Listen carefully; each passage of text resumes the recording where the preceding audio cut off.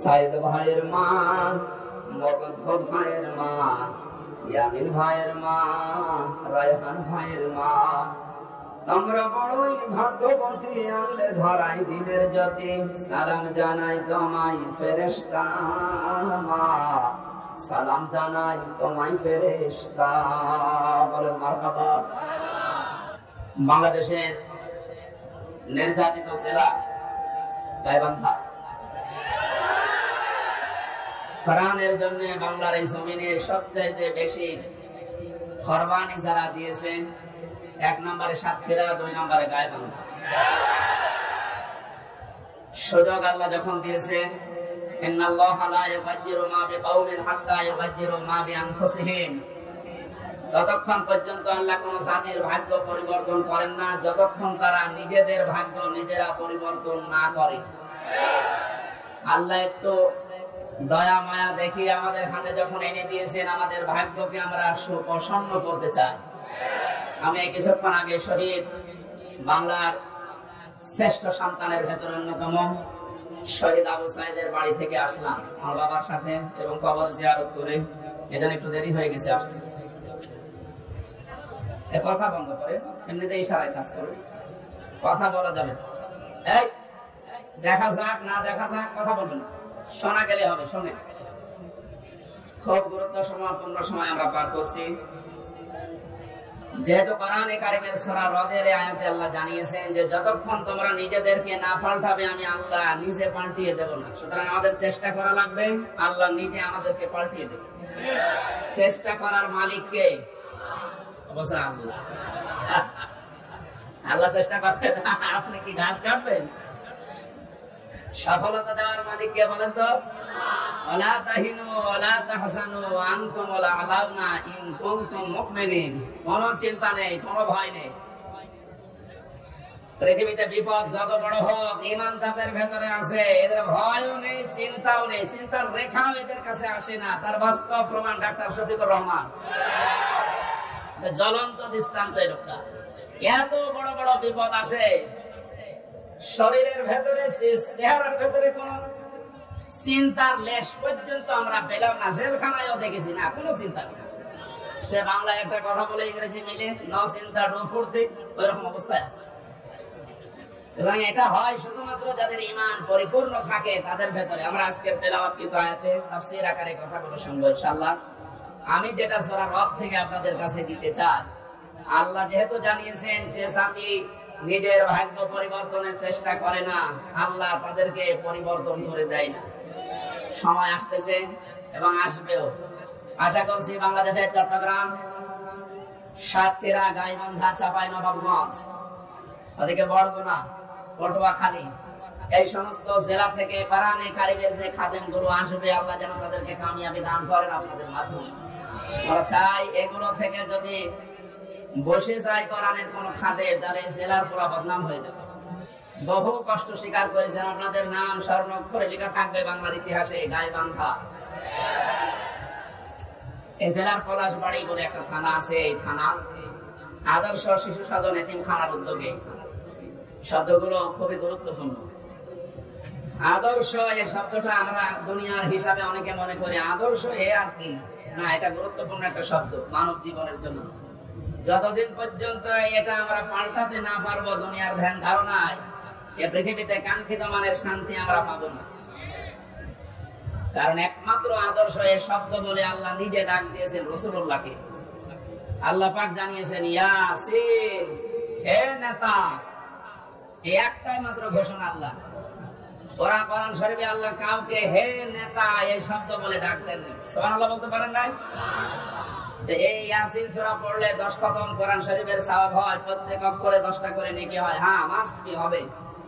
এর ভেতরে যে শিক্ষাগুলো আল্লাহ দিতে চায়, ওইগুলো তো আপনার জীবনে আগে থাকা লাগবে। এর প্রথম শব্দ কি বললেন? ইয়াসিন। ইয়া মানে হে, ইয়া মানে কি? হরফে নেতা। সিন মানে সাজ্জাদ, সাজ্জাদ মানে বাংলায় নেতা। আল্লাহর ঘোষণা দেওয়া নেতা কয়জন? উনি একমাত্র আদর্শ দুনিয়ার মানুষের। সুতরাং বাংলার মুসলমানেরা মুহাম্মদ রাসূলুল্লাহকে বাদ দিয়ে আজ যারা অন্য কারো আদর্শ গ্রহণ করে নিজেকে আনন্দিত গর্বিত মনে করছেন, আপনি ভুল পথে আছেন। আর এই একটা কারণে আপনাকে জাহান্নামে যাওয়া লাগতে পারে। আপনি যদি অন্য ধর্মের হতেন আমি বলতাম না, আপনি যদি মুসলমান হয়তো না বুঝে ভুল করছেন, এজন্য আশা করছে আপনি এটা নিয়ে ভাববেন। মরণের পরে নবীজিকে আল্লাহ দেখিয়ে বলবে মান হাযার রাজুল, এই লোকটা কে ছিল? আপনি যদি বলেন হাদা নবিয়্যুনা মুহাম্মাদুর রাসূলুল্লাহ সাল্লাল্লাহু আলাইহি সাল্লাম, ইনি আমাদের নবী মুহাম্মদুর রাসূলুল্লাহ, এই কথা বলার পরেই কিন্তু ফেরেশতারা জিজ্ঞাসা করবে জীবনে প্রতিটি ক্ষেত্রে লোকটার আদর্শ মেনে চলেছো? এবার আমার মনে হয় যে মানুষগুলো বিভিন্ন সময় স্লোগান দিয়েছে, আমার নেতা, তোমার নেতা, অমুকের নাম দিয়েছে, মুহাম্মদ রাসূলুল্লাহর নাম দেয়নি, ওই মানুষগুলো মাস্ট বি ধরা খাবে। আমরাও ধরা খেতে চাই, বলেন? এরপরেও যদি কারো মনের পরিবর্তন না হয়, সে যেন বিশ্বাস করে তার বিবেকের উপরে কুকুরে পোশাক করেছে। অবশ্য ঠিক। এখন যদি বাড়িতে যে এই জায়গায় বসে আছে, এনে যদি বাড়িতে সালাম দেওয়ার পরে ওনার স্ত্রী ওনারে গালি দেয় কুকুরের বাচ্চা বলে, ভালো লাগবে? বলে রাগ হবে? উনি যদি জ্ঞানী মানুষ হয়, চিন্তা করবে না তো শিক্ষিত বউ, এটা ভদ্র ঘরের সন্তান, আমার গালি দেয় কেন? অবশ্যই এর জিনে ধরেছে। কিসে? জিন অথবা পরীকে ধরেছে, নাই তো আমাদের গালি দেওয়ার কথা না, স্বাভাবিক নেই।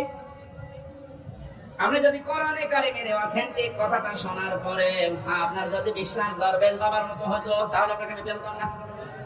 দরবেশ কোরআন হাতে নিয়ে বলেছিল এর ভেতরে সমস্যা আছে, এই কারণে তো দাড়ি কেটে ফেলেছে। আল্লাহকে অপমান করিয়েছে শুধু কোরআনে কারিমে, মানে সন্দেহ আছে এর ভেতরে এই কথা বলার কারণে। যে লোকটা এই কথা বলতে পারে তার ঈমান করে কিছু থাকার কথা।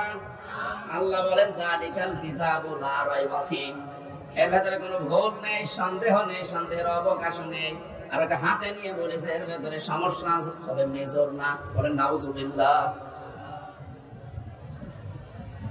আমার ভাইরা, তো অল্প সময় কথা বলবে গরমে, কিন্তু কথাগুলো আপনাকে নিয়ে যাওয়া লাগবে। ইয়াসিন বলে আল্লাহ যার নাম দিলেন তার নাম মুহাম্মদুর রাসূলুল্লাহ। সুতরাং আজকে থেকে যদি বিবেকটা কাজে লাগে, মুহাম্মদুর রাসূলুল্লাহ বাদ দিয়ে আপনি আর কাউকে নেতা আদর্শ হিসাবে মানবেন না। এ কথা দেওয়া যায় না? আলহামদুলিল্লাহ। শিশু সাধন এতিমখানার নাম দিয়েছে। এতিম এই শব্দটার ব্যাখ্যা শুনছিলেন, এত গুরুত্বপূর্ণ বিষয় এটা। বিশ্ব নবী নিজে এতিম ছিলেন। নবীজি জানিয়েছেন কেউ যদি এতিমের মাথায় হাত বোলায় যতগুলো চুল পড়বে অতগুলো সওয়াব হবে। এতিমের দায়িত্বে যারা থাকবে কিয়ামতে নবীর সাথে এভাবে পাশাপাশি জান্নাতে থাকতে পারবে। এই সুন্দর একটা প্রতিষ্ঠানের উদ্যোগে আজকের আয়োজন। পলাশবাড়ি এসএম মডেল পাইলট সরকারি উচ্চ বিদ্যালয়ে, পলাশবাড়ি পৌরসভা গাইবান্ধা। সভাপতির দায়িত্বে আছেন আমার আরাফাতের ভাই আলহাজ মাওলানা আব্দুল মান্নান মন্ডল। এতিমদের দায়িত্বে তিনি আছেন। আল্লাহ যেন এতিমদের এই দায়িত্ব পালন করার কারণে জান্নাতে নবীর সাথে এভাবে পাশাপাশি ব্যবস্থা করে দেন। মাহফিলের প্রধান অতিথি সাবেক উপজেলা চেয়ারম্যান গাইবান্ধা সদর, আমাদের অভিভাবক জনাব মোহাম্মদ আব্দুল করিম সরকার, বিশেষ অতিথি মাওলানা নসরুল ইসলাম লেবু, মাওলানা জহুরুল হক সরকার, আরো অনেক মানুষের নাম এখানে দেখতে পাচ্ছি। বিশেষ করে জনাব আবু বকর সিদ্দিক, অধ্যাপক গোলাম মোস্তফা, জনাব আবু তালিব সরকার মাস্টার, শহীদুল ইসলাম, মনিরুজ্জামান সহ নান্নাসানা, মঞ্চে বসা শ্রদ্ধাভাজন ওলামা ইকরাম, সামনে বসা মুসলমান ভাইরা, পর্দার আড়ালের সম্মানিত মা এবং বোনেরা, প্রাণ প্রিয় গাইবান্ধাবাসী, দল মত নির্বিশেষে কোরআনের এই আয়োজনে যারা সাড়া দিয়েছেন, ইবাদত মনে করে, এটা কিন্তু এখন ইবাদত চলছে। যে ইবাদতে কষ্ট বেশি ওই ইবাদতে সওয়াব বেশি হবে। সুতরাং এই কষ্ট করে যারা এসেছেন, শুনছেন, ইবাদত মনে করে বলেন আলহামদুলিল্লাহ। পৃথিবীতে আল্লাহর বড় বড় দয়ার কথা আমরা শুনেছি। সবচাইতে বড় দয়া রহমত আল্লাহর পক্ষ থেকে মানুষের জন্য চারটা পেয়েছি। কয়টা? বলেন বলেন। তিরমিজি শরীফের হাদিস। আল্লাহর নবী বলেন 1 নম্বরে মানুষের সবচাইতে বড় দয়া, কিন্তু এটা পেলে মানুষ বেজার হয়। আল্লাহর দয়া রহমত, অথচ মানুষ পেলে বেজার হয়। কথাটা কেমন হয়ে গেল না? নবীজি কেন বললেন এবার মেলেই বেজার হয়ে যায় অধিকাংশ? তার এক নম্বরে কন্যা সন্তান। আমাকে বেজার হব? আজ যারা জুজুর ভয় দেখাচ্ছেন বাংলাদেশে নারীদেরকে, ইসলামী আন্দোলন একামতে দিন যারা আছে, এরা যদি ক্ষমতায় যেতে পারে আপনাদের ঘর বন্দি করে রাখবে। এই জুজুর ভয়টা দেখানো হচ্ছে না? বাংলাদেশের জামাতে ইসলামী বাংলাদেশের শ্রদ্ধাভাজন আমির, আমার মনে হয় কেউ যদি জিন্দা আল্লাহর ওলি দেখতে চায় ওই লোকটার জন্য দিকে তাকায়। টাটকা ওলি। আমরা ওলি আল্লাহ খোঁজার জন্য সিলেটে যাই, সিলেটে যেখানে যাওয়া দরকার ওখানে যাই না। এক কথা বলেন না, জীবিত ওলি দেখতে হলে এখানে যাওয়া লাগবে। সিলেটের পাশে মৌলভী বাজার কুলাউড়ায় হেঁটে গেলে মনে করবেন এটা একেবারে জিন্দা ওলি। উনি ঘোষণা দিয়েছে নারীদেরকে আজ যারা জুজুর ভয় দেখাচ্ছে, আমি গ্যারান্টি দিলাম যদি আল্লাহ আমাদেরকে জাতির খেদমতে কবুল করে, এই মেয়েরা পুরাটা উল্টিয়ে যাবে। তারা মনে করবে আমরা মায়ের কোলে আছি। ওনার কথার সাথে বাস্তবতার যেন আল্লাহ মিল করে দেন, বলেন আমিন। কন্যা সন্তান যাদের আছে আপনি বেজার হবেন না, কারণ কারো রিজিকের দায়িত্ব কারো হাতের উপরে, ঘাড়ের উপরে, মাথার উপরে আল্লাহ দেয়নি। যে আসতেছে দুনিয়ায় তার রিজিক সে নিজে করে নিয়ে আসতেছে। কথা বলেন এখন, দায়িত্ব যতদিন আপনার উপরে আছে যেভাবে হোক আল্লাহ চালিয়ে দেবে। যেহেতু একটা নবীর কথা আছে, এটা বড় রহমত, অথচ আমরা বেজার হয়ে যায়। আমার তো আল্লাহ 2টা মেয়ে অলরেডি দিয়েছে, এখন যদি আরো মেয়ে আসে আমার কোনো নারাজি নেই, আমি খুশি। দ্বিতীয় নম্বরে হাদিসের ব্যাখ্যা শুধু বলছে, নবীজি জানিয়েছেন যারা মেয়ের বাবা আছো, মেয়েটা যখন কোনো বাড়িতে আসে ফেরেশতা পর্যন্ত বাড়িতে নাজিল হয়ে যায়। কোন ছেলে আসলে ফেরেশতা নাজিল হয়, কথা কোরআনেও নেই, হাদিসেও নেই। অথচ মেয়ে মানুষ আসলে ওই বাড়িতে আল্লাহ ফেরেশতাকে পাঠায়। ফেরেশতারা আসার পরে মাথার উপরে হাত দেয়, ওই কন্যা সন্তানকে উদ্দেশ্য করে বলে এটা একটা দুর্বল দেহ, এটা দুর্বল দেহ থেকে বের হয়ে এসেছে। এই মেয়েটাকে যারা আদর যত্ন করবে, এর পেছনে শ্রম দেবে, দিনের শিক্ষা দেবে, সৎ পাত্র থেকে বাধ্যস্থ করবে, কিয়ামত পর্যন্ত আল্লাহ সাহায্য ওই বাবা মা গার্জিয়ানের উপরে থাকবে। বলেন সুবহানাল্লাহ। এজন্য আল্লাহর এই বড় দয়া, বড় রহমত আমরা যেন বেজার না হই কোনদিন। মেয়ে হওয়া মানে স্ত্রীর উপরে রাগ না, আপনার রাগ হচ্ছে আল্লাহর উপরে, কারণ ওটা তার স্ত্রী বানায়নি, বানিয়েছে কে? দ্বিতীয় নম্বরে পেয়েছি সবচেয়ে বড় দয়া আল্লাহর পক্ষ থেকে, অথচ মানুষ বেজার হয়ে যায়। তার নাম মেহমান। নাম কি? এর সাথে বাস্তবতার মিল আছে। যত ধনী মানুষ হোক, মেহমান আসলেই কেমন যেন মন খারাপ হয়ে যাচ্ছে। অথচ মেহমান যখন আসে, নবীজি বলেন সে তার নিজের খোরাকি সাথে নিয়ে আসে। বলেন সুবহানাল্লাহ।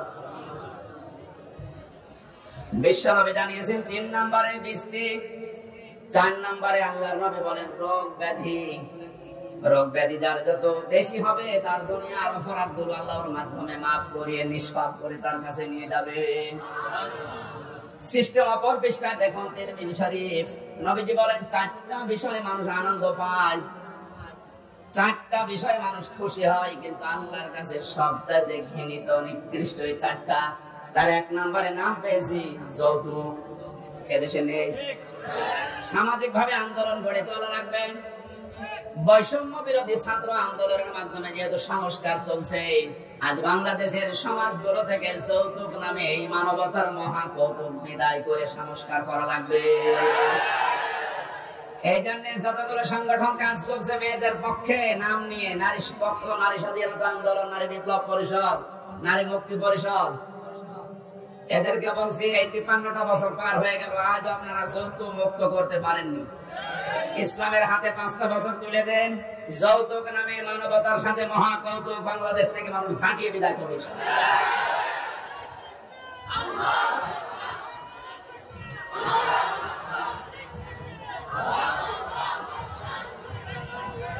গাইবান্ধাবাসী 2 নম্বরে পেয়েছি আল্লাহর কাছে ঘৃণিত মানুষের কাছে খুব আনন্দ লাগে, মজা লাগে, তার নাম গীবত।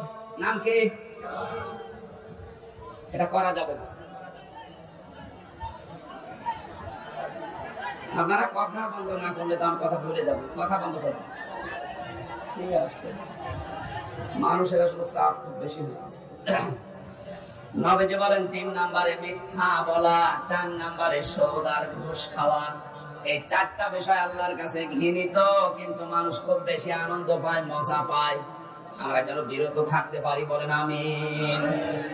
দরুদ আর সালাম পাঠ করি আমাদের নবী। কিয়ামতে যাকে সামনে তোলা হবে আর তার উম্মতদেরকে পেছনে তোলা হবে। এখন নবীর উম্মত আমরা হতে পেরেছি কিনা এটাকে নিজের কাছে জিজ্ঞাসা করি। আল্লাহর নবী জানিয়েছেন আমার উম্মত তো তারা।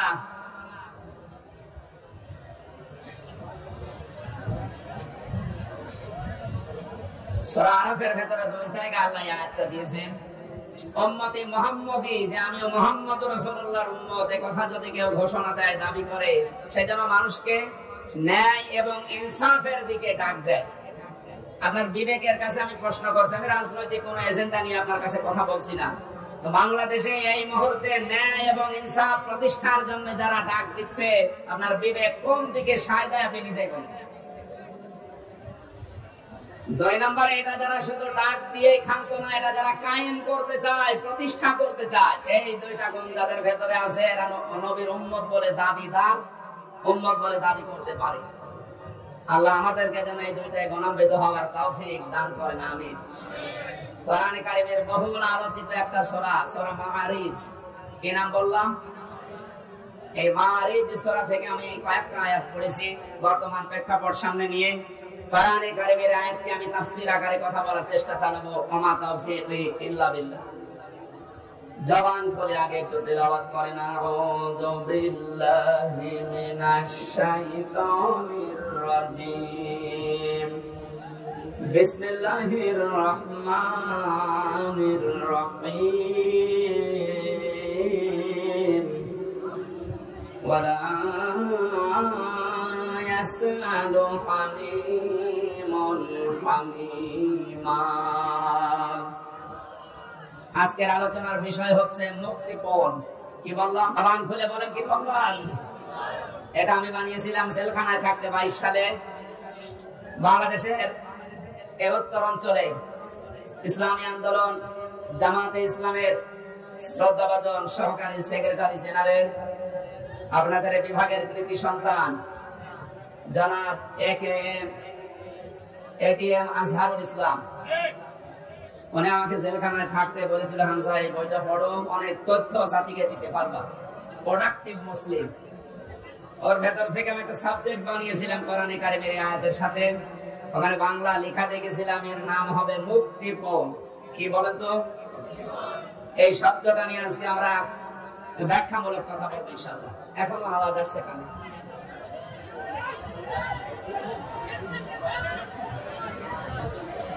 এইভাবে করলে তো কথা বোঝানো যায় না। আর যে মাইক নিয়েছেন, জীবনে যদি এই মাইক আমার মাহফিলে দেন, একেবারে আষাঢ় দিয়ে ভেঙে ফেলে গলাটাই আজকে শেষ করে দেবে। কে মাইক নিয়েছেন?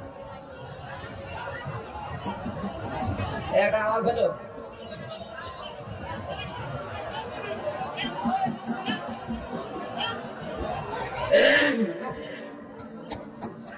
ভুল করেছে, আজকে না আসার ভালো ছিল।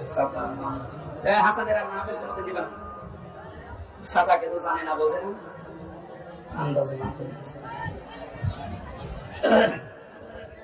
বলি যে এত করে যে টাকা পয়সা আমার দরকার হয় কম দিয়ে, আপনি জেলা শহরের মাইক দেবেন, রংপুর থেকে মাইক নিয়ে আসা যায় না? কোথায় বাদাম বিক্রি করে মাইক নিয়েছে? এত জোরে আওয়াজ দিয়েও যদি আওয়াজ না শোনা যায়। আপনারা নিজেদের আওয়াজ একটু বন্ধ করেন তো ভাই। হ্যাঁ, একটু আওয়াজ বন্ধ করেন। আপনাদের বিভাগের সন্তানের কাছে পাওয়া বই থেকে যেহেতু এই সাবজেক্টটা বানানো, উনি থাকলে বাইরে আপনাদেরকে শোনাতেন। যেহেতু উনি এখনো ভেতরে, আমরা আশা করছি খুব তাড়াতাড়ি আল্লাহ আমাদের ভেতর ওনাকে ফিরিয়ে দেবে। আমিন। কি আপনারা চান না? হ্যাঁ, কথা বলেন না কেন? মাওলানা মামুনুল হক উনি আমার সাথে পাশের রুমে আমার ছিল। মাঝে মাঝে জামাতে ইসলামী বাংলাদেশের যে মানুষগুলোকে বিনা অপরাধে ফাঁসি দেওয়া হয়েছে, আমি এই কথা সিঙ্গাপুরে, মালয়েশিয়া কয়েকদিন আগে এখানে বলেছিলাম। এই জালেম যারা এই দেশে 17 বছর জুলুম করে গেল, এই জালেমদের দোসর এখনো ওখানে পালিয়ে আছে। ওরা যে ওই দেশের রাষ্ট্রদূত যারা পররাষ্ট্র মন্ত্রণালয় আছে, ওদের কাছে নালিশ দিয়েছে যে উনি যুদ্ধ অপরাধী যারা মামলার আসামি তাদের পক্ষে কথা বলে। এটা যদি আমার অপরাধ হয়ে থাকে, আবু সাইদ সহ বাংলাদেশের হাজারের উপরে কয়েকদিন 5 তারিখের আগে যারা মানুষকে বিদায় করে দিল, এরা কি মানবতা বিরোধী অপরাধী না? আপনি শুধু নিজের দিকে টানবেন কেন? এরা যারা মারা গেছে এরা মানুষ না?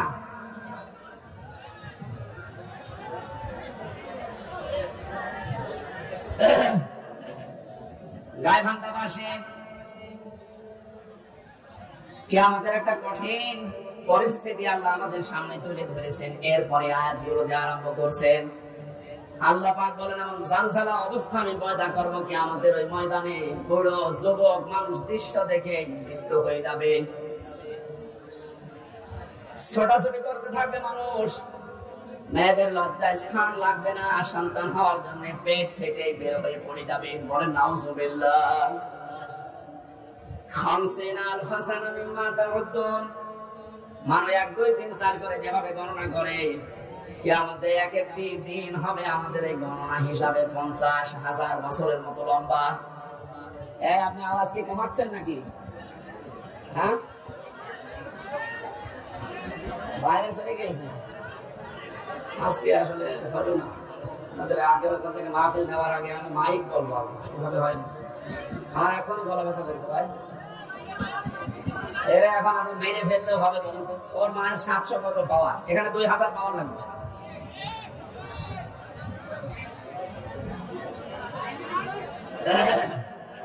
ডাক্তার শফিকুল ইসলাম মাসুদকে দিয়েছে কাজ হবে, এখন কে দরবেশ বাবারে দিয়েছে কাজ হওয়ার কথা?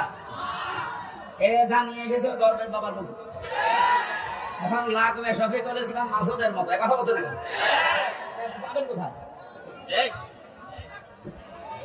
এই জন্য তো আমার কষ্ট হয়ে যাচ্ছে। এরকম একটা দৃশ্য আল্লাহ সামনে যখন নিয়ে আসবেন, আল্লাহ পাক আমাদেরকে সতর্ক করছেন, কোন বন্ধু কিন্তু বন্ধুর পরিচয় পর্যন্ত দিতে রাজি হবে না। আজ বাংলাদেশে আমরা একটা বাস্তব অভিজ্ঞতা দেখতে পেলাম, বন্ধুর পরিচয় দেওয়া না, বন্ধু অনেককে পরিচয় করিয়ে দিয়েছে। এই যে অবৈধ আনিসুল হক পরে যখন ধরেছে, কতদিন নিচে চলে যেত, ধরা খাওয়ার পরে বলছে আমারে ওই যে ওরা নিবেন না, দরবেশ কেন বললো আমি নৌকার মাঝি। কিসের মাঝি? ভালো করে তাকান সালমান। তারা আশ্চর্য হয়ে গেছে যে মানুষ এত নিচে নামতে পারে। বাঁচার জন্য মানুষ দুনিয়ায় যদি এই করে, তাহলে বোঝা যাচ্ছে দাড়িটা এটা নবীর সুন্নাত হিসাবে রাখে না, এটা ধোঁকা দিয়ে বোকা বানানোর জন্য রেখেছিল। আল্লাহ বলেন কিয়ামতের সবচাইতে বড় আপন বন্ধু যারা, এই মানুষগুলো নিজেরা নিজেদেরকে পরিচয় দেবে না। কেউ বা যখন তাদেরকে অন্যের দৃষ্টিগোচর করা হবে, সামনে যখন মানুষকে নিয়ে আসা হবে, মানুষগুলো সবচাইতে বড় বেঈমানি করবে যে না আমি চিনি না। আল্লাহ পাক বলেন ইয়াবাদুল মুজরিমু লাউ ইয়াফতাদি মিন আযাবি ইয়াউমিদিন বিবানি। এই কঠিন পরিস্থিতি যখন তৈরি হবে, এই মানুষটা নিজেকে বাঁচানোর জন্য ও যা আছে সব ফিদিয়া হিসাবে, জরিমানা হিসাবে দিতে রাজি হয়ে যাবে। আজকে দরবেশের কথা দেখেছেন যে আমারে ছেড়ে দেন, বাংলাদেশ আমি ঠিক করে দেব। মুক্তিপণ হিসাবে মানুষ ওই দিন সব দিতে রাজি হয়ে যাবে।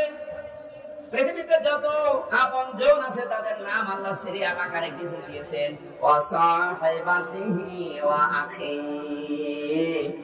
প্রথমে মানুষ তার স্ত্রী সন্তানকে বলবে আল্লাহ তুমি এগুলো নিয়ে যাও, আমার ভাইকে তুমি নাও।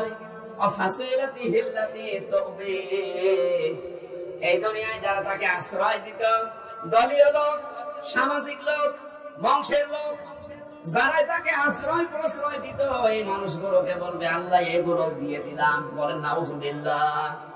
এ কথাকে আপনি 100% বিশ্বাস করেন? বলেন। আমি আমার নিজের কথাই বলছি, আপনি নিজের সাথে এবার মিলাবেন।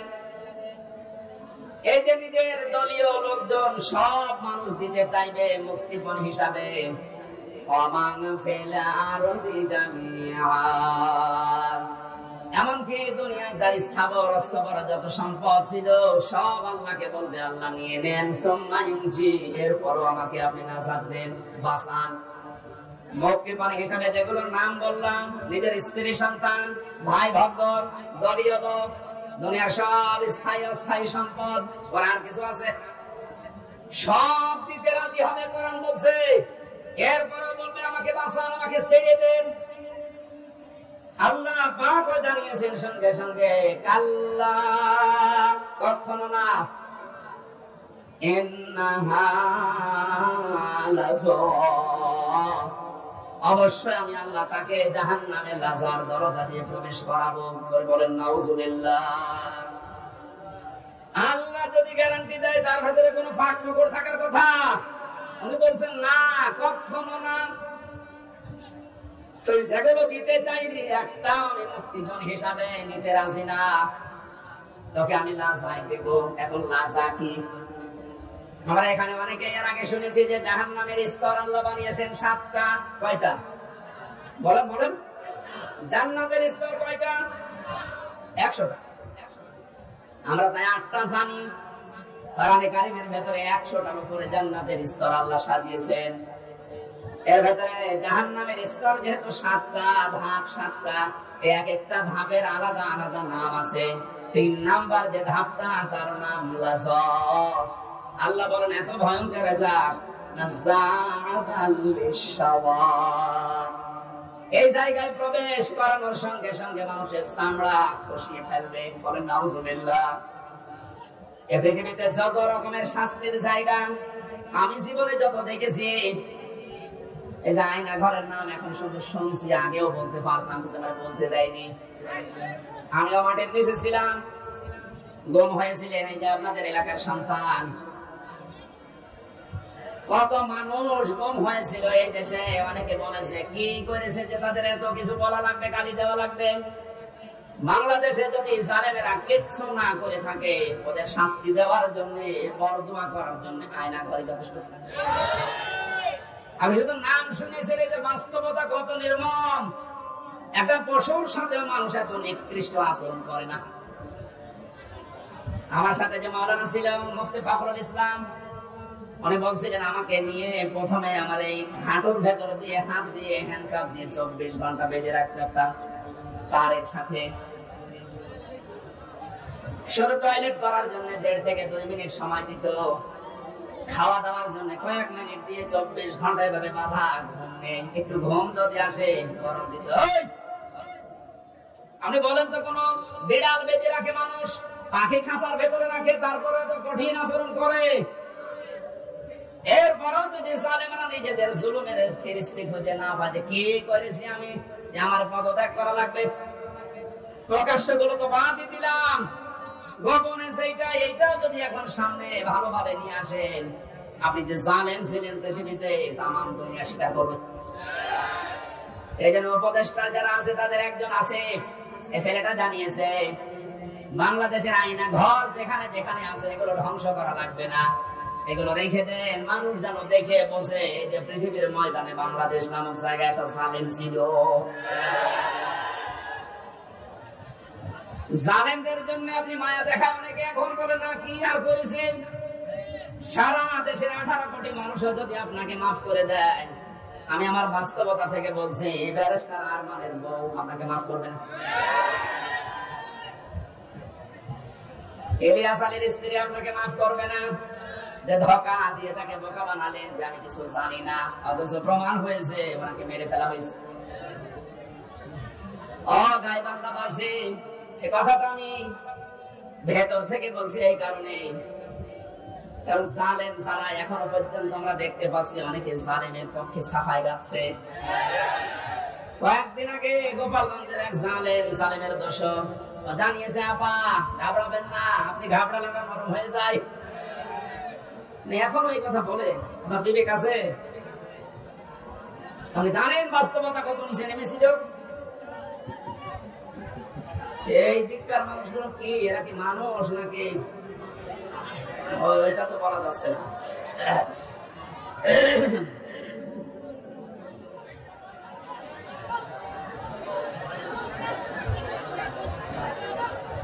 এদের জন্য শেষ করে দেওয়া হয়েছে। ভলান্টিয়াররা মনে হয় দায়িত্ব পালন করছে না, নাকি এরা এদের বিবেক বুদ্ধি সব ব্যাংকে রেখে এসেছে? এখানে কি করেন আপনি? হ্যাঁ, এমনিতে মাইক মনে তো না, কোনো আওয়াজ আছে, আবার এরা যদি এত স্টার্ট করে কি হবে?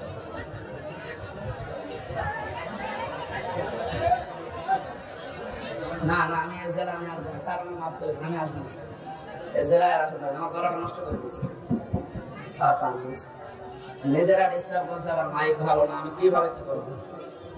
সুবহানাল্লাহ আলহামদুলিল্লাহ লা ইলাহা ইল্লাল্লাহ, সুবহানাল্লাহ আলহামদুলিল্লাহ লা ইলাহা ইল্লাল্লাহ। সাইদ ভাইয়ের মা, মগধ ভাইয়ের মা, ইয়ামিন ভাইয়ের মা, রায়হান ভাইয়ের মা, তোমরা বড়ই ভাগ্যবতী, আনলে ধরাই দিনের জ্যোতি, সালাম জানাই তোমায় ফেরেশতা মা, সালাম জানাই তোমায় ফেরেশতা। বলেন মারহাবা। আবু সাইদকে নিয়ে কয়েকদিন একটা ভিডিও চলছিল যে ওরা শহীদ হয়নি, নিজে গুণের সামনে বুক পেতে দিয়ে আত্মহত্যা করেছে। এই কথাটা যদি কেউ মন থেকে বলে থাকে, আহলে হাদিসের নামে নাকি একটা লোক এই কথা জানিয়েছে, এই কথাটা যে বলেছে ও যদি তওবা না করে ওর ঈমান চলে গেছে। কারণ এই যে শহীদ, এই শব্দটা গরু ছাগলের নামের আগে লাগানো হয় না। এই কত দামি শব্দ জানেন? মানুষ যেন শহীদের বিরুদ্ধে মুখ দিয়ে কিছু না বলে, আল্লাহ মুখের উপরে নোটিশ দিয়েছেন, ওয়ালা তাকুলু লিমান ইয়াকতালু ফি সাবিলিল্লাহি আমওয়াত বাল আহয়াউ ওয়ালাকিন লা তাশউরুন। আল্লাহ পাক সূরা বাকারার 154 নম্বর আয়াতে জানিয়েছেন, মুখ দিয়ে কোনদিন কথা বলবি না যে আবু সাইদ এমনি মারা গেছে, না ও শহীদ হয়েছে, ও মরে গেছে, জীবনও বলবি না, ও জিন্দা, বাল আহয়াউন, শুধু জিন্দা না। আল্লাহ পাক বলেন মানুষের মুখ দিয়ে বলার পরে যেহেতু ধারণার একটা জগৎ আছে, মনের একটা জগৎ আছে, ধারণা করতে পারে মানুষ যে মনে মরে গেছে। আল্লাহ ধারণার উপর নোটিশ দিয়েছেন, ওয়ালা তাহসাবান্নাল্লাযীনা কুতিলু ফি সাবিলিল্লাহি আমওয়াতা বাল আহয়াউন ইনদা রাব্বিহিম ইরসাকুন। আমি তো বাস্তব কথা বলছি, ভালোভাবে খেয়াল করেন। এটা সূরা আলে ইমরানের 169 নম্বর আয়াতে আছে। আল্লাহ পাক বলেন পৃথিবীর মানুষেরা ধারণাও করবে না, মুখ দিয়ে তো কোনোদিন বলবি না, ধারণাও করবি না যে শহীদরা মরে গেছে, ওরা তো জীবিত এবং আমি আল্লাহর কাছে ওরা খাবার খাচ্ছে। খাবার খেলে মানুষের শরীরে রক্ত গোশত তৈরি হয় না, হয় না? বলো না কেন? এটার প্রমাণ গায়বান্ধবে সাব্বির নাকি জানো? সাকিব কবরে দেওয়ার 1 মাস পর যার শরীরে রক্ত পাওয়া যায়, বলেন তো সে যদি খাবার না খাবে শরীরে রক্ত পেল কোথায়? নবীজির চাচা হযরতে হামজা রাদিয়াল্লাহু তাআলা আনহু, উনি যখন শহীদ হন তাকে 70 টুকরা করেছিল কাফেররা, এত রাগ ছিল তার উপরে, তার লজ্জা স্থান পর্যন্ত কেটে 3 টুকরা করেছে। যুদ্ধ শেষ হয়ে যাওয়ার পরে নবীজি বললেন, নিয়ে আসো লাশের টুকরাগুলো। বিভিন্ন জায়গায় তারা ছড়িয়ে ছিটিয়ে দিয়েছে, সব এক জায়গায় করে আল্লাহর নবী নিজের পাগড়ি মোবারক দিয়ে ঢেকে দিলেন লাশটা। মাথা থেকে হাঁটু পর্যন্ত ঢাকা হয়েছিল, বাকি হাঁটু থেকে পা পর্যন্ত বেরিয়ে যায়। নবীজি নিজেই লতাপাতা পাহাড় থেকে নিয়ে এসে ওই জায়গাগুলো ঢেকে কবরের ভেতরে দিয়ে বললেন, মাবুদ, আমার চাচা হামজার উপরে আমি এখন পর্যন্ত রাজি আছি, তোমাকে বলছি দয়া করে তুমি আমার চাচা হামজার উপরে রাজি হয়ে যাও। ও গাইবান্ধাবাসী, নবীজি যদি কবরের পাশে দাঁড়িয়ে চাচার পক্ষে কথা বলতে পারে, আল্লাহ নারাজ হয়ে যাবে? বলেন। মদিনাতে একবার ঢল হয়েছিল 30 বছর পর, বিশাল আকারে ঢল। এ ঢলে হযরতে হামজার কবর ভেঙে স্রোতের মতো রক্ত আসছিল। ওই সময় যারা ছোটবেলায় যুদ্ধ করেছিল এখন তারা বয়স্ক হয়ে গেছে, মুরব্বী। রক্ত আবিষ্কার করতে গিয়ে দেখে অনুসন্ধানে 30 বছর আগে উহুদের ময়দানে নবীজির চাচা হযরতে হামজা শহীদ হওয়ার পর কাফের কর্তৃক যেখানে যেখানে আঘাতপ্রাপ্ত হয়েছিলেন ওই জায়গাগুলো দিয়ে এখন ফিনকি দিয়ে রক্ত বের হচ্ছে। উনি যদি খাবার না খাবেন 30 বছর পরে ওনার শরীর থেকে রক্ত আসবে কোত্থেকে? এখানে বাংলার জনগণ সাবধান, মুখ দিয়ে তো বলবেনই না, ধারণাও করবেন না যে যারা শহীদ হয়ে গেল, মারা গেছে, কোরআনের পাখিকে আজ অনেকে বলে মরে গেছে, না উনি মারা যায়নি, ওনাকে মেরে ফেলা হয়েছে। মুরব্বীর সাথে আমি 10 মিনিট দেখা করেছিলাম 22 সালে। কি সুন্দর কথাবার্তা, কি সুন্দর হাসি। আমার তো একদিন পরে পরে আমরা সংবাদ পেতাম ওখানে, এত কঠিন অবস্থায় আমার রাখতো। যাদের উনি মারা গেছে তার পরের দিন পেপারে দেখলাম যে উনি মারা গেছে। বাইরে এসে দেখলাম যে ভিডিও গুলো হাসপাতালে নিয়ে আসার সময়, বের করার সময় যে হাসিটা দিয়েছিল, কোন অসুস্থ মানুষের মুখ দিয়ে ওই হাসি বের হওয়ার কথা না। অনেকে ধোঁকা দিয়ে বোকা বানিয়ে জেলার আর সুপার এখন স্বীকার করছে যে আমরা উপরের নির্দেশে এটা করেছি। আমাদেরকে বলা হয়েছিল যে স্বাক্ষর করে বলে যে নির্বাহী আদেশে ছেড়ে দেবে। আমরা এই প্রসেস শেষ করে দিলাম। এই যে ডাক্তার মোস্তফা জামান নামে এই গোলাঙ্গার উপরের নির্দেশ পেয়ে শেষ পর্যন্ত সারা বিশ্বের আলেমদের মাথার মুকুট আমরা যাকে মনে করি, এই যে তাফসীর মাহফিলের জনক যিনি পৃথিবীতে, বিশেষ করে বাংলাদেশে হবে, তাফসীর মাহফিলের শব্দ শুনলে মানুষ মনে করে আল্লামা সাঈদী। কি সালা কলা করে ষড়যন্ত্র করে তাকে ইনজেকশনের মাধ্যমে দুনিয়া থেকে বিদায় করে মানুষকে দেখিয়েছে, বিশ্ববাসীকে জানিয়েছে দুনিয়া এমনিতে মারা গেছে, মানে এমনি মারা যায়নি, ওনাকে যেহেতু মেরে ফেলা হয়েছে সুতরাং উনি শহীদ। কথা বলে না কেন? আজকে বিমানে আসার সময়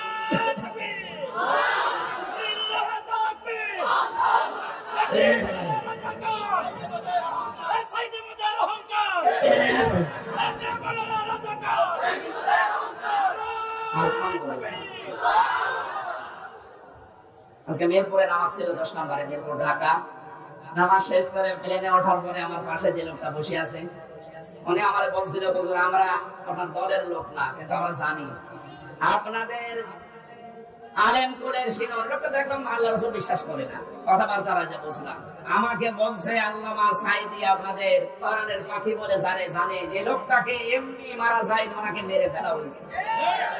আপনারা যারা আছেন এই মানুষগুলাই চুপ করেন, এই মানুষগুলোকে আপনারা বলেন এই ডাক্তার মোস্তফা জামানকে নিয়ে আপনাকে যে রিমান্ডে নিয়েছিল 10 দিন, ওরে 2-3 দিন, 2 দিন একটু রিমান্ডে নেন, সত্য কথা সব বলে দেবে যে কিভাবে কিভাবে কিভাবে।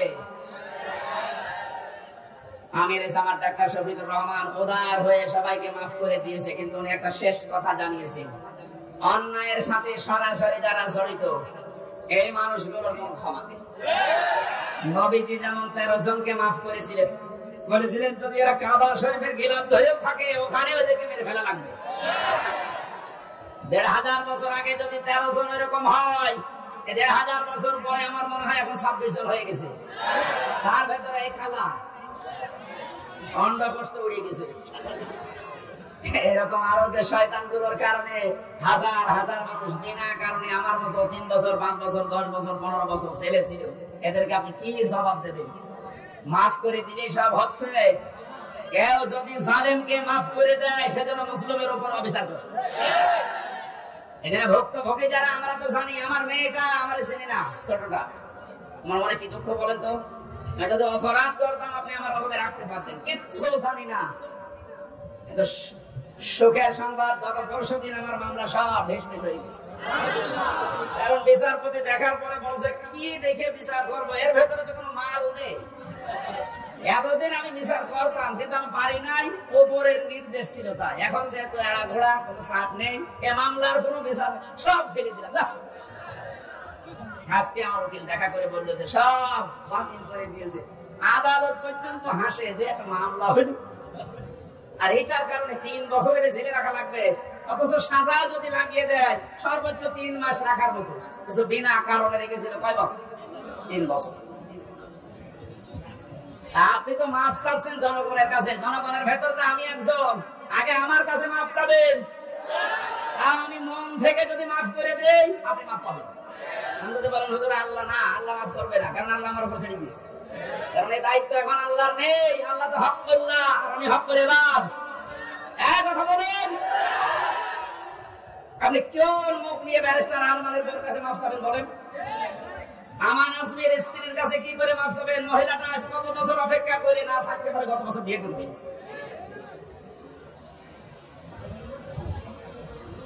শয়তান পর্যন্ত মনে হয় কান্নাকাটি করেছিল, কিন্তু জালেমদের মনের ভেতরে একটু দয়া আসেনি। এত বড় কঠিন হয় মানুষ, একটু জানিয়ে দিতে পারতেন আপনি গোপনে যে আপনার স্বামী বেঁচে আছে, আপনি ধৈর্য ধরেন, বের হবে। আপনি মেরে না ফেলে বাঁচিয়ে রাখলেন, আর আমরা জানি যে উনি নেই। মেরে ফেললে হয়তো ব্যারিস্টার আরমানের স্ত্রী অন্য জায়গায় বিয়ে করতো, যদি সংবাদ পেত যে আমার স্বামী নেই। এমন অবস্থায় রেখেছিলেন এর 8টা বছর, এত তারপরেও কোনো অপরাধে জড়ায় নাই, ভাগ্য ভালো। কথা বলে না, অন্য কোন সাধারণ মেয়ে লোক হলে কত জায়গায় পৌঁছিয়ে দিত। 76 বছর বয়সে এখন শুনছে নাকি বিয়ে করে, আর তাদের বয়স 35 বছর 32 বছর। এই সমস্ত বয়সে নিজের যৌবনকে যারা 8টা বছর স্বামী আছে কি নেই এই দোদুল্যমান অবস্থায় নিজেকে কন্ট্রোল রাখতে পারে, এগুলো ঢাঁচা বলি। অনেকে ফতোয়া দিয়েছিল আল্লাহর ওলির মহিলা এই পৃথিবীতে একজন আছে, এদেশে যদি কেউ জান্নাতে যায় মানবতার কন্যা জান্নাতে যাবে। শয়তান এগুলো শুনতো আর হাসতো, আল্লাহ তুমি আমার শয়তান বানিয়েছো। গাইবান্ধাবাসী যে আয়াতটা দিয়ে আমি কথা শুরু করেছিলাম, এবার আসেন আল্লাহ বলেন এই যে নাজ্জাআতাল লিশাওয়া, এই দরজা দিয়ে প্রবেশ করার সঙ্গে সঙ্গে মানুষের চামড়া খসে যাবে। রিমান্ডে আমিও 10 দিন ছিলাম, আমাকে ওরা শাস্তি দিয়েছিল কঠিন, 11 ঘন্টা টানিয়ে রেখেছিল। চোখ কালো কাপড় দিয়ে বেঁধে, হাত হ্যান্ডকাপ দিয়ে, পায়ে ডান্ডা বেড়ি দিয়ে এমন অবস্থায় টানিয়েছিলাম 4 ওয়াক্ত নামাজ পড়তে পারি নাই। একেবারে যে কোরআন আমার সামনে, আমি সত্য কথা বলছি, যোহর আসর মাগরিব এশা আমি ইশারা করেছিলাম, কারণ জানি না আছে এখন যোহর না আসর। মাটির নিচে এমন এক ঘরে নিয়েছিল, ওখানে দিন রাত বসা যায় না। এই কঠিন অবস্থাতে শুধু জিজ্ঞাসা করতাম যে স্যার এখন কি নামাজের সময় হয়েছে, শাড়ি দিতে করতে কিসের নামাজ পড়বা। যে কয়টা অফিসার আমি দায়িত্বে পেয়েছি, কয়েকটা এত খারাপ, এত জানোয়ার, আল্লাহর ভুল ধরতো। বলেন যে লোকটা আল্লাহর ভুল ধরতে পারে, তার কাছে আমির হামজা কি? আমরা মাঝে মাঝে নখ তুলে নেওয়ার যে যন্ত্রপাতি গুলো আছে নিয়ে এসে বলতে যে নখ তুলে এগুলো দিয়ে, আর এখানে জালেমদের একটু শুধু ডিম মারছে, তাই অনেকের সহ্য হচ্ছে না।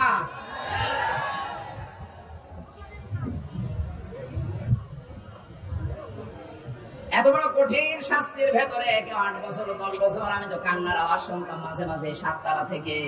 কারারক্ষীরা বলতো, এমনকি ওখানে প্রশাসনের যে মানুষগুলো বলতো হুজুর এখানে অনেকেই 2 বছর 3 বছর 5 বছর আছে, কেউ জানে না।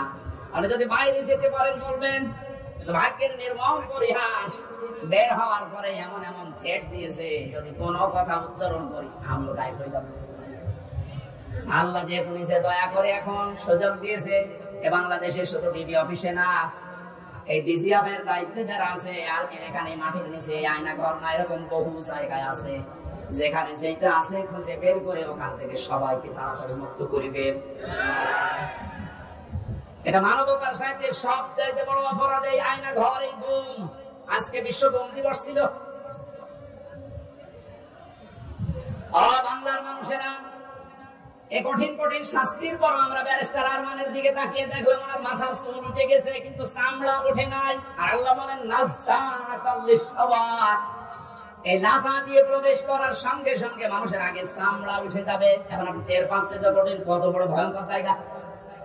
এই লাসার ভেতরে আল্লাহ বলেন তাদউ মান আদবারা ওয়া তাওয়াল্লা, তাদেরকে লাসা ডাকতে থাকবে যারা সত্যকে সত্য জানার পরে পিঠ ফিরিয়ে চলে গেছে। এই দেশে 8:30 থেকে 9:30 থেকে আরাম আরম্ভ করেছি, এখন 10:30 বাজতেছে। একটা ঘন্টায় যত কথা বললাম, একটা কথা কোরআনের বাইরে, হাদিসের বাইরে মন মতো বলেছি। এখন উদাহরণ যদি দিয়েছি কোরআনের সাথে মিলিয়ে দিয়েছি। এই সত্য পথের দিকে আপনাকে আমি আহ্বান জানাচ্ছি। আমরা এক জালেম থেকে মুক্ত হয়ে পৃথিবীর আর কোন জালেমের হাতে ধরা দিতে চাই না। আমরা এখন কোরআনে কারিমের বাস্তব অভিজ্ঞতা দেখতে চাই, কারণ এই দেশটা 53 বছর স্বাধীন হয়েছে। বাবা চালিয়েছে অনেকদিন, আমরা দেখলাম, আমি দেখি নাই, মুরব্বি দেখেছি। স্বামী চালিয়েছিল, আমি দেখি না, কেন 92 সালে জন্ম, মুরব্বিরা দেখেছে। চাচা চালিয়েছিল, আমি দেখেছি না, কানে জানি না, শুনেছি। গোবরটা তো দেখলাম, ভাবিটাও দেখেছি। সবাই তো সবার মতো চালিয়েছে। এখন শুধু দেখতে বাকি আছে যে কোরআন দিয়ে দেশ চললে কেমন দেখা যায়।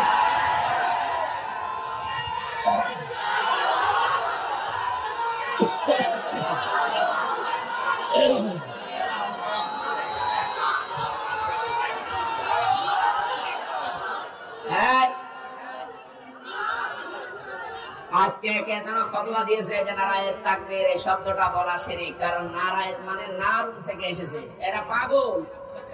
নারায়ণ শব্দটা নারাতুন থেকে, নারাতুন মানে উচ্চ, তাকবীর মানে আল্লাহর আওয়াজ। তাকবীর মানে কি? নারায়েত তাকবীর, উচ্চ আওয়াজে আপনি তাকবীর দেন, এই শব্দটা এখান থেকে। ওরা নারায়ে এখান থেকে নিয়ে এসেছে, নারুন মানে আগুনের তাকবীর।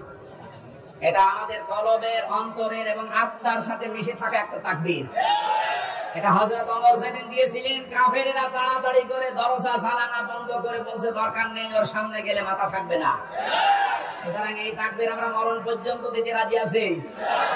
এই শব্দটা শুনে যারা মৌলবাদ মৌলবাদ বলে অনেকে আওয়াজ তুলেছিল, আপনি আল্লাহু আকবার শব্দের যদি মৌলবাদ বলে উল্টাপাল্টা ফতোয়া দেন, আপনার জানাজা পড়া কবরে যাওয়া যায় না।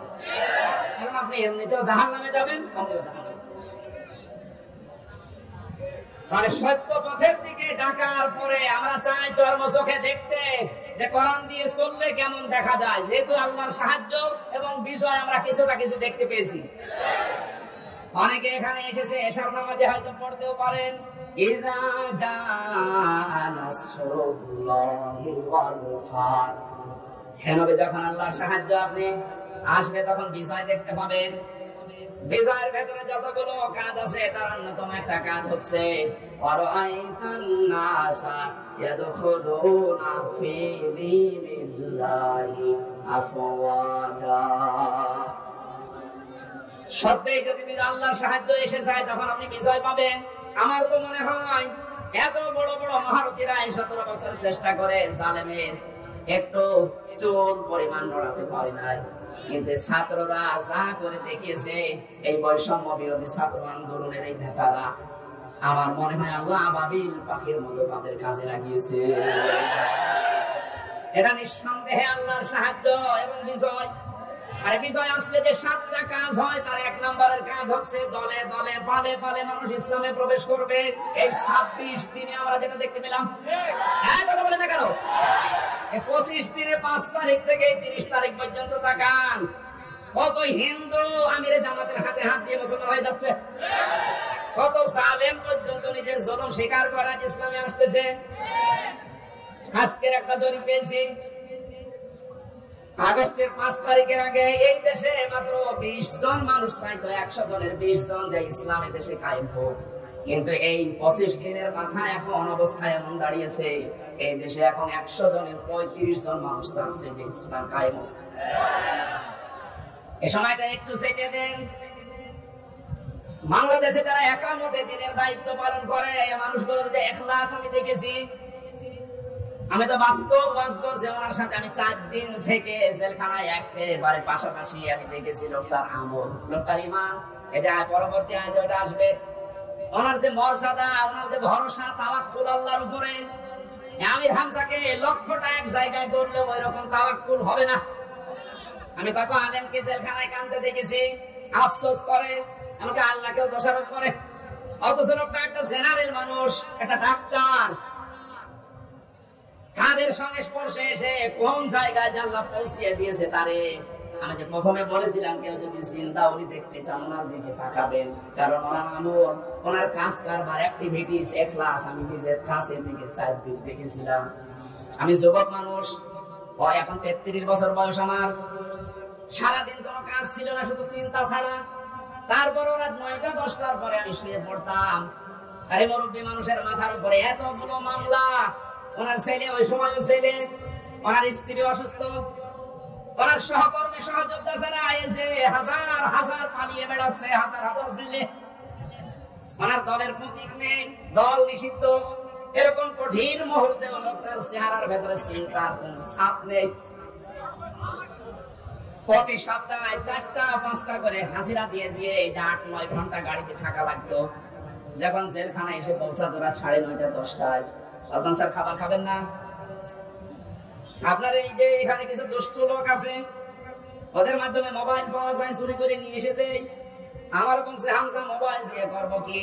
কেন আপনার সন্তান আছে, ছেলে, আপনার স্ত্রী অসুস্থ, আপনার দলের লোক সব পালিয়ে বেড়াচ্ছে, একটু খোঁজ নেবেন না? আমারে যেটা শুনিয়েছে ওই কঠিন মুহূর্তে আমার বলছে হামজা, আমার সন্তান সহ, স্ত্রী সহ, আমার সহকর্মী সহযোদ্ধাদেরকে আমি আল্লাহর হাতে রেখে এসেছি। আমার তো একেবারে পুরোপুরি বিশ্বাস ওই দিন থেকে ওনার এই তাওয়াক্কুলের কারণে এই 25 দিনে 20 থেকে 35-15% মানুষ ইসলামে আসা বেড়ে গেছে। এখানে মানুষগুলোর ইখলাসের আপনি দাম দিতে শেখেন। এদেশের দেশপ্রেমিক হিসাবে যদি এখন 1 নম্বরের তালিকায় থাকে যারা ভুয়া ভুয়া তুলেছিল, তাদের এখন মানুষ চিনে ফেলেছে। বাংলাদেশে একজন প্রতিচর্যা আলেমে দিন মুফতি কাজী ইব্রাহিম বাইরের দেশ থেকে ঘোষণা দিয়েছে, কিন্তু পাগল ছাগল না, 10 জন আলেম যদি এই দেশে থাকে তিনি একজন। ঘোষণা দিয়েছে এই বাংলাদেশে যদি কেউ দেশপ্রেমিক বলে দাবি করে সেটা 1 নম্বরের জামাত আর শিবিরেরা। বাকি গুলো যারা এগুলো তুলতেছে, এই কথা শুনে না, বাকি যারা এগুলো তোলে অধিকাংশ গুলোই মিথ্যাবাদী। দেশপ্রেমের ধোয়া চলছে যে আমি দেশপ্রেমিক, অথচ শরীরের ভেতরে দেশপ্রেমের কোন চিহ্ন নেই। পায়ে যে জুতা দিয়ে আছে বিদেশি জুতা, গায়ে যে শার্ট দিয়েছে বিদেশি শার্ট, এমনকি মাথা চুলেন কাটিং তাও বিদেশি, বিরাজ করে এসেছিল বিদেশি, এমনকি বিয়ে করেছে তাও বিদেশি। কি বলছে দেশপ্রেম? শয়তান এগুলো দেখে হাসি। এখন মনে হয় শয়তানের হাসি একটু বন্ধ হয়েছে। এখানে সত্য পথে আহ্বান করলে আপনার অন্তত কিছু না থাকলেও কিন্তু বিবেক আছে। বিবেক থাকার পরও যদি কেউ উল্টা দিকে চলে যান, সে যে দলের লোক হন, আপনাকে আল্লাহ লাজাই দেবে। লাজাই গেলে প্রথমে চামড়া খসে যাবে। আল্লাহ পাক বলেন 2 নম্বরে দুনিয়ায় যারা মাল সম্পদ জমা করে আর মনে করে এটা স্থায়ী ভাবে থাকবে, এটা আজকে অনেকেই 17 বছর মনে করেছিল। এজন্যই তো পদ্মা সেতুর চাইতেও একজনের টাকা বেশি। এই দরবেশের টাকার পরিমাণ দেখেছেন, শুধু ঋণ ছিল 36,000 কোটি টাকা। পদ্মা সেতু বানাতে 2 নাম্বারই করে লেগেছে মাত্র 32,000 কোটি। তার মানে ওর টাকা দিয়ে আরেকটা বানানো যাবে। এই আয়াতের সাথে 100 ভাগ মিলে গেছে। ওরা মাল সম্পদ জমা করে আর মনে করে এটা স্থায়ী ভাবে আমার কাছে থাকবে, আর হাতছাড়া হবে না। আল্লাহ এমন ভাবে ধরেছেন, চোখ বন্ধ করার সময় দেয়নি। এই কথাগুলো বলতে বলতে আল্লাহ মানুষের কিছু আচরণ এবার তুলে ধরবেন। এবার আমি সহ যারা বসে আছি প্রত্যেকে আল্লাহর আয়াতের সাথে মিলান। ইন্নাল ইনসানা খুলিকা হালুআ। অবশ্যই আমি আল্লাহ মানুষকে বানিয়েছি অস্থির চিত্ত রূপে। সব সময় মানুষ শুধু ব্যস্ত ব্যস্ত ব্যস্ত। 2 নম্বরে ইদা মাসাহু শাররু জাযুআ, যখন তাকে কোনো অকল্যাণ স্পর্শ করে তখন হাই হতাশ করে, তখন একেবারে পাগলের মতো হয়ে যায়। ওয়াইদা মাসাহুল খায়রু মানুআ, যখন তাকে কোনো কল্যাণ ভালো কিছু পায় তখন ওই লোকটা কৃপণ হয়ে যায়। মানুষের কিছু চরিত্র বর্ণনা করেছিলেন আল্লাহ। আল্লাহ রাব্বুল আলামিন বলেন মানুষ অস্থির, বিপদে পড়লে মানুষ হাই হতাশ করে, নিয়ামত পেলে কৃপণ হয়ে যায়। কিন্তু তারা না, ইল্লাল মুসাল্লিন, মুসাল্লিরা বাদ দিয়ে কারা বাদ? আমরা এখানে যারা আছি মুসাল্লি কিনা বলেন তো? বলেন বলেন। জীবনে যাই করেন না কেন ফরজ নামাজ ছেড়ে দেবেন না। মুসাল্লি যারা আছে তাদের এবার আল্লাহ 12টা গুণ দিচ্ছেন। সব মানুষের ভেতরে আগের বর্ণিত এই গুণগুলো আছে। এরা অস্থির, নিয়ামত পেলে এরা কৃপণ হয়ে যায়, বিপদে পড়লে হাই হতাশ করে। কিন্তু মুসল্লিদের ভেতরে এগুলো থাকবে না। মুসল্লিদের ভেতরে যেহেতু এগুলো থাকবে না, আমরা মুসল্লি দাবি করছি, কোরআন বলছে তোমাদের ভেতরে 12টা গুণ থাকা লাগবে। কয়টা? আজকে 12টা গুণের কথা শুনে বাড়ি নিয়ে যাবেন, তাহলে এই মাহফিল সাকসেস হবে। কথাগুলো আমরা বলছি, এই মাহফিলটা যেহেতু এতিমদের জন্য দিয়েছে, ওনারা বারবার পেছন থেকে খোঁচাচ্ছে যে আমাদের টাকা পয়সা কিছু দরকার এতিমের জন্য। 3-4 মিনিট সময় দিচ্ছি, 12টা গুণ আমি বলবো। যারা যাচ্ছে ওনাদের কাছে সর্বোচ্চটা একেবারে শেষ, বাড়ি যাওয়ার ভাড়া রেখে বাকিটা দিয়ে দেবেন। আপনি রাখবেন না ভাই। আমার আশপাশে যদি আর কোনো জায়গায় অনুষ্ঠান আছে, মনে হয় যে পীরগঞ্জে আছে একটা, এরপরে কোথায় কোথায় যেন আছে আমি মনে নেই সঠিক, এলাকায় আসলে এশার নামাজের পর পরে আমরা তুলে দিয়ে আর মাইক নেবেন জেলা শহরের পাওয়ার আলা মাইক। আমার আজকে গলাটাও ব্যথা করছে। যারা যাচ্ছে কই নতুন করছে।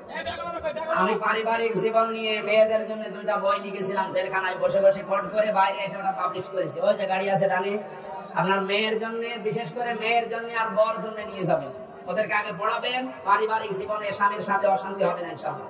ওটা যাওয়ার সময় অবশ্যই নিয়ে যেন, ওই যে ডানে গাড়ি আছে।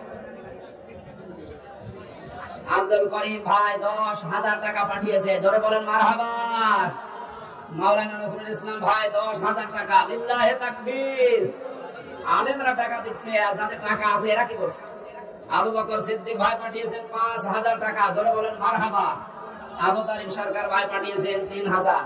আল্লাহ রাব্বুল আলামিন এই আলেমদের এবং ইকামতে দ্বীনের এই খাদেমের, এমনিতে তারা মাসলুম এই 15 বছর, এই মাসলুম মানুষগুলোর টাকা যেন আবু বকরের সাথে কবুল করেন। এই ওঠাও ঠিক আছে, এফিডেভিট করা আছে।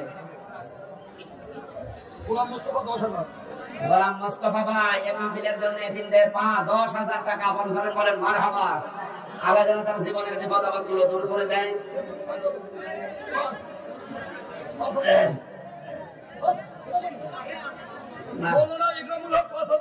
মাওলানা ইকরামুল ভাই পাঠিয়েছেন 5,000, জোরে বলেন মারহাবা। এই নিজে না দিতে পারলে একটু এখানে আমার এক ভাই এসেছে মুসলিম কুড়িগ্রাম থেকে, উনি ইসলাম ধর্ম গ্রহণ করবে, যে এফিডেভিট করে নিয়ে এসেছে। লিল্লাহে তাকবীর। নাম কি ওনার? নূর ইসলাম। না এখন নাম কি? নাম কি ছিল? আমাদের তো কালেকশনে ব্যাকআপ করতে আপনারা দয়া করে একটু বসে পড়ুন, দয়া করে একটু দিকের সাথে বসে পড়ুন। আপনারা একটু দিকের আমাদের ব্যাগগুলো হারিয়ে যাবে, আপনারা একটু বসে পড়ুন। শুনুন, এখনই আমাদের একজন হিন্দু ভাই ইসলাম গ্রহণ করবে, আপনার সবাই বসে পড়ুন, সবাই বসে এখনই বসে পড়ুন, সবাই বসে পড়ুন, একজন ইসলাম গ্রহণ করবে।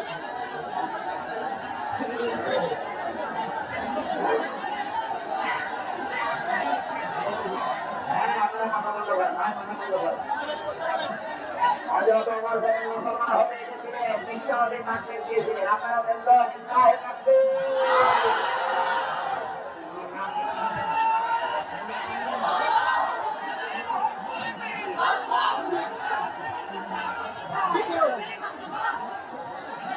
নাম ছিল পূর্বের নাম ছেড়ে নিরাসন, এখন বর্তমান নাম পছন্দ করেছে মোহাম্মদ নূর ইসলাম। আমাকে আমরা কালেমা পড়ানোর মাধ্যমে আমাদের ইসলাম ধর্মে ব্যক্তিগত কর্মের সাথে আপনারা কথা বলতে পারেন।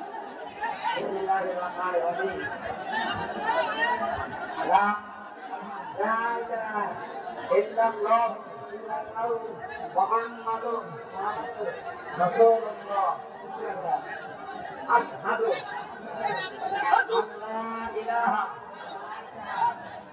إلا الله وحده لا شريك له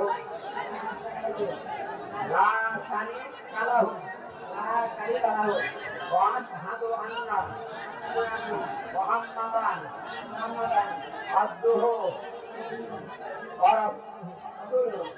আমি সাক্ষ্য দিচ্ছি আল্লাহ বাদে কোন মাবুদ নেই, ইলাহা নেই, ইবাদত করার যোগ্য কেহ নেই, এবং আমি আরো সাক্ষ্য দিচ্ছি মুহাম্মদুর রাসূলুল্লাহ আল্লাহর বান্দা এবং রাসূল।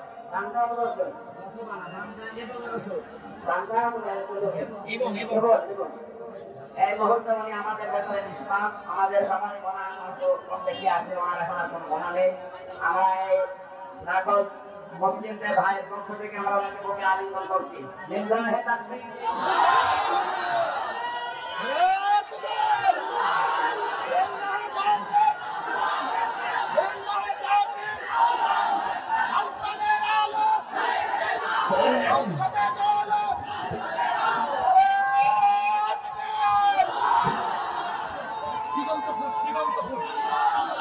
দিগন্ত ফোনের মালিক 1000 টাকা পাঠিয়েছেন, আল্লাহ যেন কবুল করেন, ব্যবসা বাণিজ্য বরকত দেন। সম্মানিত ভাইরা, মাইকটা একেবারে আমি শেষ করে ফেলেছি আজকে। আমি আশা করছি এরকম মাইক না ফেলে দেবেন না। একটু আমরা এখনো মজলুম অবস্থায় আছি এবং মুসাফির অবস্থায় আছি। বসেন ভাই, তারপর অসুস্থ অবস্থায় আছে, যে যেখানে দাঁড়িয়ে আছেন বসেন তো। এই যে দাঁড়িয়ে আছে ওটা স্ত্রীর জন্য, মেয়ের জন্য মাস্ট বি, অবশ্যই নিয়ে যাবেন সাথে করে। পরিবারে আমার মনে হয় জেলখানায় আমি দেখেছি 100 জনের 70 জনের পারিবারিক মামলার কারণে জেল কাটতেছে। এটা যেন আর না হয় সেই জন্য লিখেছিলাম, ওটা নিয়েছে। আল্লাহুম্মা আমিন। লা ইলাহা ইল্লা আনতা সুবহানাকা ইন্নী কুনতু মিনাজ জালিমিন। রব্বুল আলামিন, বৈষম্য বিরোধী ছাত্র আন্দোলনে যে মানুষগুলো জীবন দিয়ে গেল, যাদের মাধ্যমে স্বাধীনভাবে তোমার কোরআনের কথাগুলো আমরা বলতে পারি, শুনতে পারি, তাদেরকে তুমি শাহাদাতের মর্যাদা দান করো আল্লাহ।